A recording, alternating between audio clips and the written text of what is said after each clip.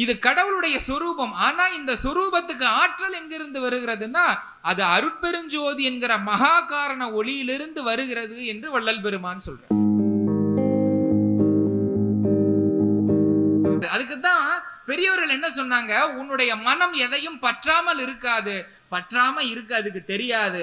அதனால பற்று இல்லாத கடவுளை நீ பற்றி கொண்டு மற்ற பற்றுகளை விட்டுடு.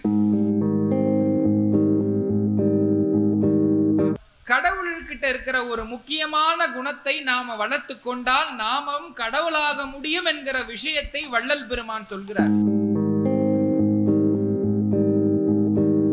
நாம இந்த இறை அனுபவத்தை பெற்றுக்கொள்வதற்காக இந்த மனித தேகத்தை எடுத்து நாம வந்தோம். ஆனால் அந்த வேலையை விட்டுவிட்டு நாம் பிற வேலைகளை செய்கிற போது நம்முடைய பிறப்பு தண்டனை பிறப்பாக, கீழ்பிறப்பாக மாறி போகிறது.